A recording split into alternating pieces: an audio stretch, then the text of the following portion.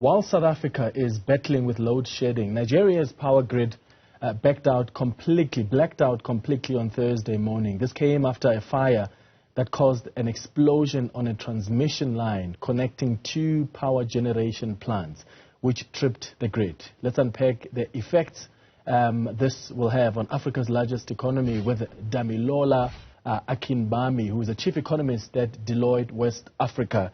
Thank you for making time for us, Damilola.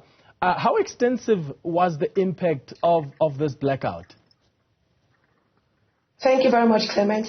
So the blackout was a complete system collapse of the national grid. So that means all the 36 states of the country, including the Federal Capital Territory, were in complete darkness for a couple of hours. And this obviously impacted the economy in a number of ways because during that period, businesses, organizations, firms, they were depending or using power from the grid were in complete darkness. So the whole economy, the whole country was in complete darkness for a couple of hours.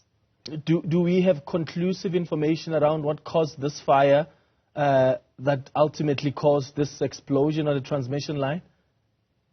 And there are not exact details about what caused the fire, but like you rightly said, there was a fire in one of the power plants, and that was what caused the system grid collapse. But the authorities and organizations in control were able to put the fire out, and power was restored after a couple of hours. But that was before the whole economy or country was put or shut down. And this is not the first time that would have system collapses. In 2022, we had about 4 of such complete system collapse that the whole country was in total shutdown. And I think it's the first that we're having this year.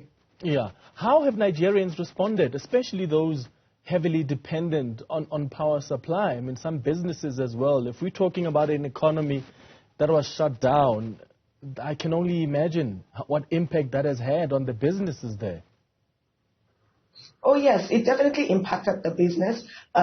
Typically, because power, obviously, from the grid is like the cheapest source of electricity. So when there's a complete collapse, you would see that businesses would have to resort to other forms of energy. So, for instance, either diesel or petrol-powered generators, or even the use of solar and water. And these alternative sources of energy are more expensive than power from the grid. So a number of businesses had to resort to their backup generators. And bear in mind that currently in Nigeria, the cost of diesel, the cost of petrol has risen significantly.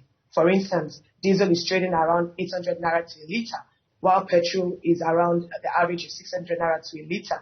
And the cost of fuel has increased significantly in Nigeria following the removal of 4 subsidy payments, which happened towards the end of May. So definitely the impact has been significant. A lot of small and medium-scale enterprises also would have to resort to the use of these generators. And that obviously would lead to increased cost of operations, bearing in mind that some of these businesses are already struggling. And if there's an increase in your cost of operation, the likelihood is for you to try and transfer this increased cost to the final user through increased cost. And for instance, inflation in Nigeria has been rising sharply. It's over 25% now. Another implication of this, of a complete system collapse, is the reduction in productivity. And once productivity falls, productivity of businesses, of households, once that falls, it affects overall aggregate output. In Nigeria, it's been estimated that system collapse will lead to a total economic cost of about $25 billion annually. That is significant. So you can imagine if you have that on a regular basis, what that would mean for the gross domestic product or output of the economy. Yeah. And I mean, even the informal economy is really the bedrock of the economy that's already sluggish there in Nigeria. What's the plan from government? Are they planning to offer some kind of relief to the businesses that have been affected?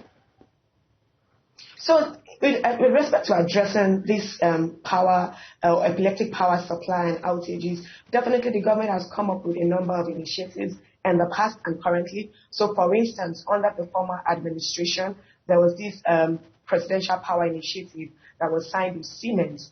So that is around, it's in like 3 phases, and the first phase is almost 100% completed. So the plan for that is Obviously, one of them is to increase the operational capacity to about 7,000 megawatts.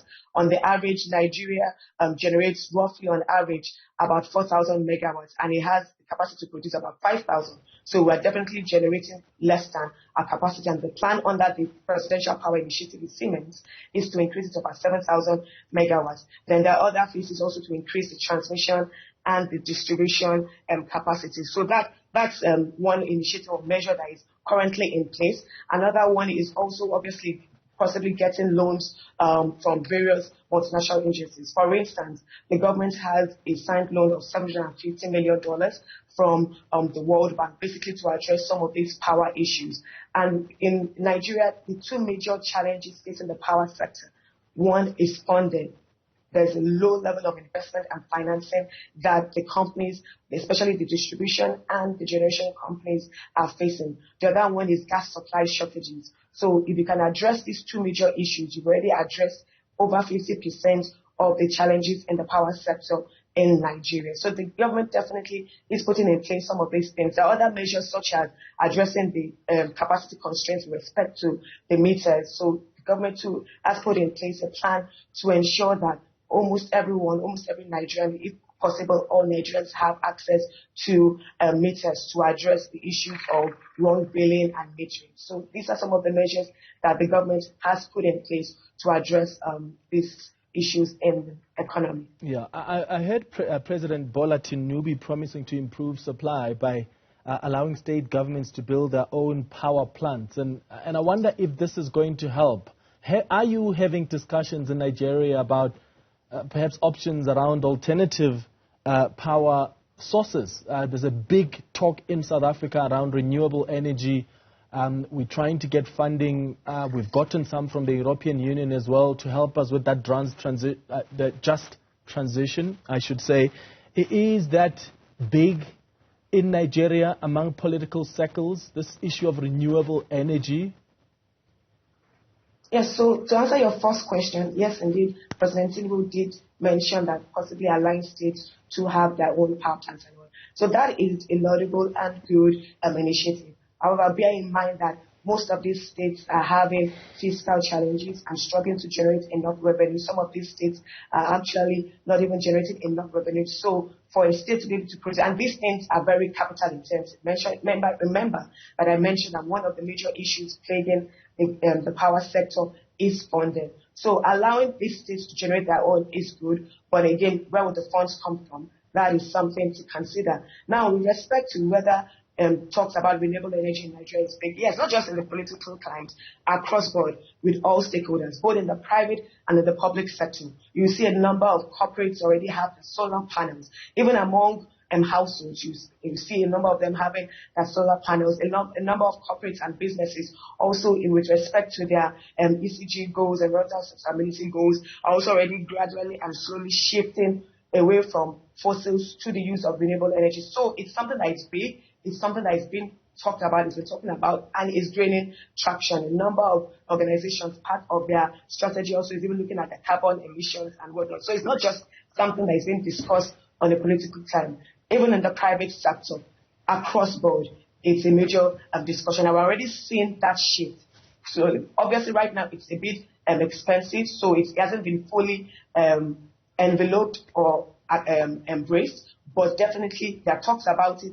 Definitely people are already embracing and putting in place measures to adopt that shift towards renewable energy. For instance, we have some electric vehicles already in the country. Still few, but that just to show you that shift, that mentality, that thinking towards renewable energy in the economy. All right. Damilola, thank you so much for making time for us. Damilola Akinbami is a chief economist at Deloitte, West Africa.